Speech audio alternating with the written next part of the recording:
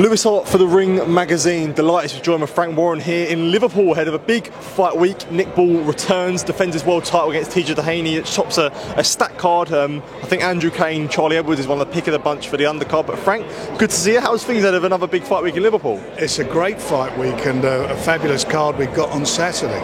You know, Nick Ball, toss up between him and Daniel Dubois, who's the #1 fighter in the country, probably in Europe. And you know, I'm looking forward to seeing him back in action again. He's always an exciting fight, so he gives 100% every time.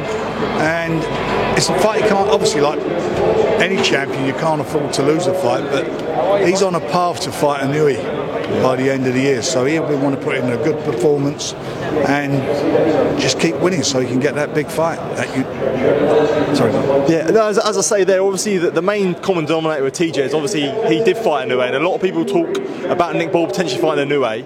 Do you feel like fights like this are important when it gets used as a measuring stick in a sense? Like, you know, if let's say Nick Ball does a job on TJ, that does get then compared with Inoue's performance on it as well. Yeah, I'm sure people would do that. I'm sure people will look at it and judge it. We'll look at it and make a judgment on that. And he'll be looking obviously to impress and doing the best he can. I mean, that's what he does in every fight. It's an interesting fight to see that.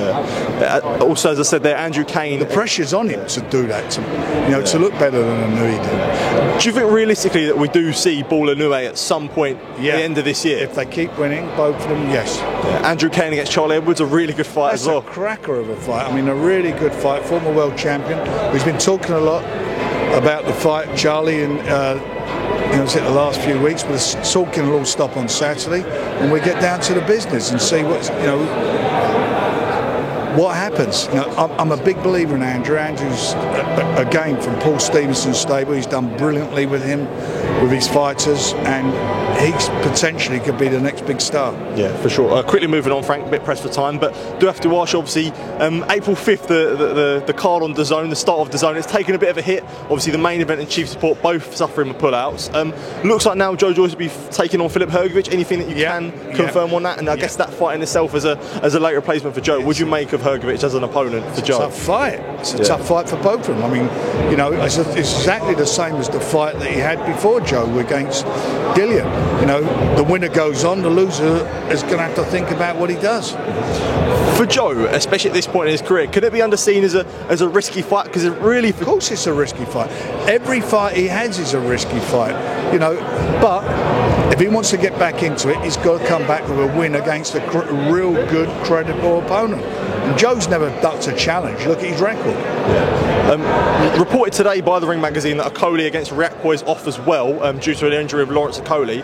I guess what can you say is a deal there, and will Riakporhe be staying on the card? Do you know? That I don't know yet, but we've got the British. David Adelaide's fight will now be for the British title. Okay, it'll be for the British title. Which is great. And Moses will be boxing on the show as well. Okay, I was going to ask you about Moses now, because obviously it got reported that WBO have ordered Joseph Parker to defend his title, Joseph Parker to Alexander Usyk to defend his title against Joseph Parker. Realistically on this as well, do you think that Usyk will defend against Parker, or would you see potentially that title becoming vacant and Parker being upgraded? We'll see what happens. It's a lot of moving parts, components. The one thing's for sure is that Joe Parker's in a brilliant position. I told all of you all along, he's in a good spot. Yeah. He's been guided and put into a really good position. Would there be a potential option where we do see, if Parker gets upgraded as full champion, we know Moses Itauma is highly ranked, I think #2 in the WBO. Hooney, we don't really know what the position is for him.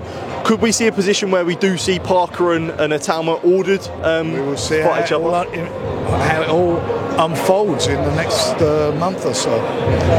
Big news come out last week with Dana White, his exiting Turkey Al Sheikh, and Nick Khan forming a new boxing league projected to start in 2026. What are your thoughts on this all, Frank? And I guess as a promoter, is it any chance of any worries from yourself when you do see this boxing league? I've said what I just said on Box Nation yesterday. I don't keep going over the same thing. It's seen about. I don't know what the format is and so forth. We'll see as it all unfolds. I'm not concerned in any way. At the moment, we'll just carry on doing what we're doing and see what happens. Frank, thanks for the time. Really appreciate it. Thank you. Cheers.